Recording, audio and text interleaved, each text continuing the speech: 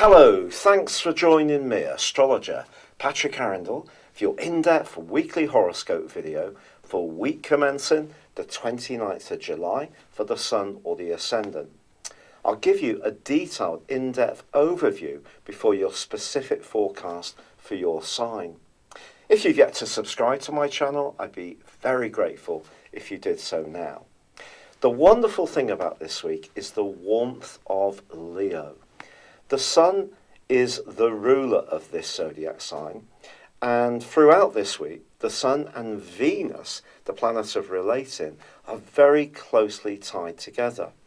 In fact, the new moon, which occurs on Thursday at 4:11 a.m. BST, is in fact also going to be embracing the energies of Venus.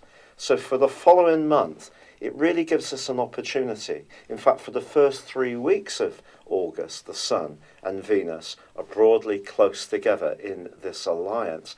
It gives us an opportunity to move into a much freer, upbeat, refreshing, expressive and warming phase of the year.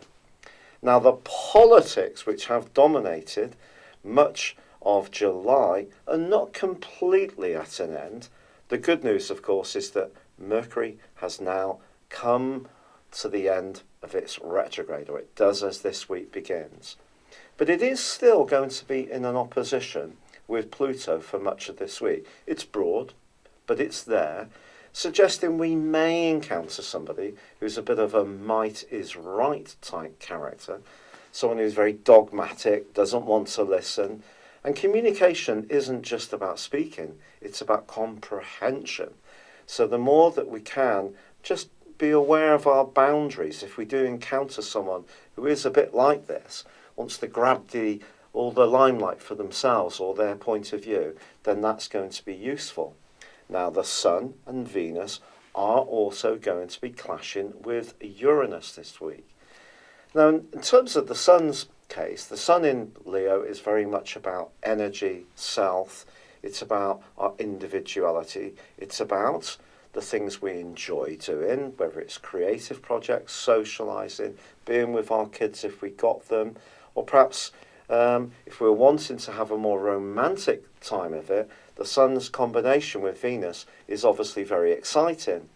It gives us all an opportunity to perhaps think more about how we dress, how we present ourselves, but the second, fifth house angle that we have here could lead to perhaps some spontaneous spending decisions or some spontaneous romantic decisions that we just need to be aware that if we do go for it, however exciting that can be, and obviously Uranian energy is to be more rebellious, it's to not necessarily go with the flow, it's to kind of fight against what's expected. And so I think when it comes to being an individual versus how this fits in with other people's values, then there could be some tensions caused by that. However, if you are wanting to be a little bit more of a free spirit when it comes to your budget, then this could be a week where you could find yourself a bargain by being a bit bolder and perhaps going for it. But it's also important to understand that any kind of indulgence, or overindulgence anyway, may have the downside to it. But I think the glorious combination between the Sun and Venus and the new moon in Leo is really what we should focus on most of all. It gives us a chance to revive, to rekindle some fire after all that watery, earthy energy which has dominated so much across the whole of July. Your specific forecast, Gemini, shows that communications continue to be the critical part of your situation. But there is a new moon this week. A new moon which is going to be engaging with the energies of Venus. And this gives you a wonderful opportunity over the next 4 weeks to refresh your approach to your interactions to others. There's going to be a subtle change in your vibration. It might not even be something that you're conscious of, but it's an opportunity to use the power of your words, whether you express them verbally, whether you enjoy singing, whether you enjoy expressing things in writing, in a way which is going to convey a lot more sentiment. That's the energy of Venus.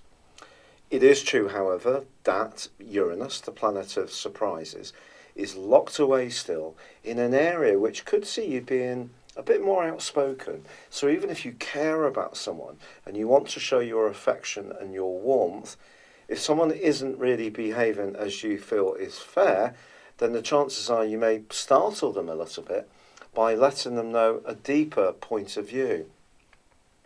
With Mercury, your ruler, beginning this week, ending its retrograde, this is something to celebrate. But it is going to be broadly in opposition to Pluto this week. So if you are involved in any family issues, it is going to be important to try to understand that everyone is a bit heated up at the moment with that duopoly of Saturn and Pluto in Capricorn. And now that Mercury's going forwards, a little bit of tact, particularly around financial issues, and patience will be to your advantage. But that new moon, along with Mars's broad alliance with Jupiter, which can give you a real sense of extra confidence and optimism, suggests that there can be some really key conversations and discussions this week, and you can have a greater impact on those you encounter than usual. It's been a real pleasure being with you, Gemini. I'd love it if you would like or comment on this video, or, as I say, subscribe. Or why not check out the link beneath this video if you'd like a personal reading with me, or to check out my personal horoscope store. Please click on the link below. But for now, good luck and goodbye.